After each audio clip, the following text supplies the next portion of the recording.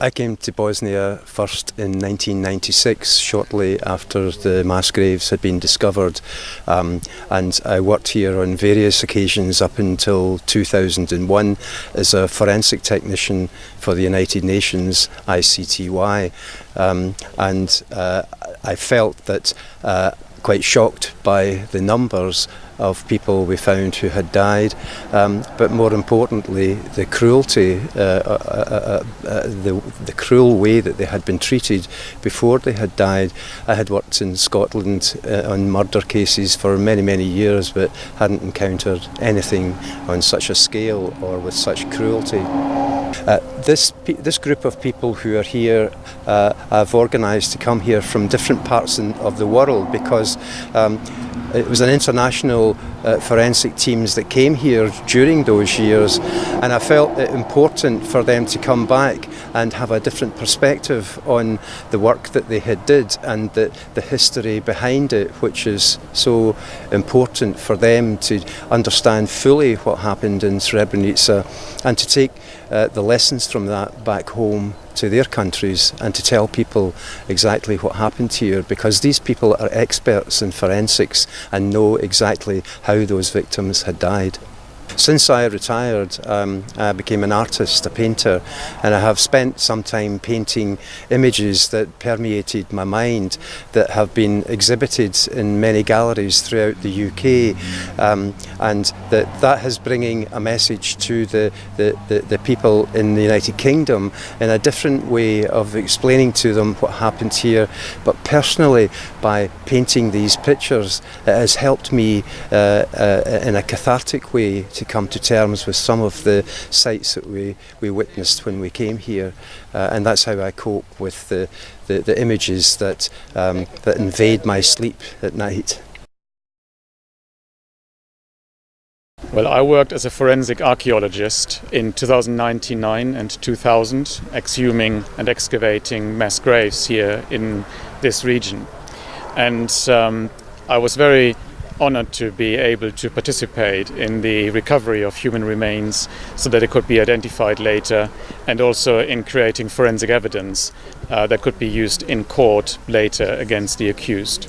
Yes, I was very glad when I was asked by Remembering Srebrenica UK to come with the group to visit both Sarajevo and Tuzla and here Srebrenica, because I haven't been here in 15 years, and I wanted to both see the country as I knew it, but also how much it has moved on in 15 years.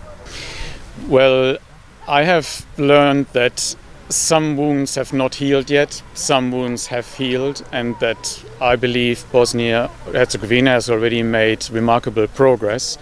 And I'm teaching this subject at university in the United Kingdom, and I'm going to do my best to tell all my students, and for those students to tell all of their friends and their students one day about Srebrenica, so it will never be forgotten. I came to Bosnia, to Tuzla, to work in July of 1996. I was very new to forensic specialty, and I was eager to assist in any way I could to gather evidence and help find out what the truth is. And to be honest, I was very honored to be asked, and it's an experience that stayed with me in a most meaningful way for 20 years. I've been back to the Balkans, not Bosnia, but to other areas of conflict, and it's part of the world that I care very much about. My colleagues who are part of this entourage are a group of people who are very skilled and very special to me. They were here with me and we worked together, so when the invitation came to come back, I was eager to visit the region with them and to learn more about the history, because to be perfectly honest, as a scientist, when you have to do your work, sometimes it's easier to not know the whole story and to be objective. But when that work is done, that's when the meaningful part comes. So with this visit, it's meant so much to me to visit the history and to hear about the witnesses and about what happened.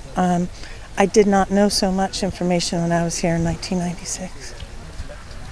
Well, I think what I learned, and perhaps this may not sound, I'm trying to say this well, what I learned was when I had to do the work, it was perhaps important that I remained objective and focused on the science, because for me, it's incredibly meaningful that the historical record be preserved. I think 90+% of the discussion is about tribunals and verdicts. But for me, I think it's incredibly important that the record be established and that science help establish it. So I'm very pleased to see that that's what has happened. Tribunals are tribunals. This tribunal's been working for so long. There have been some verdicts, but the world should always know what happened and never forget. And that isn't always done with tribunals, but I do believe that science has accomplished it.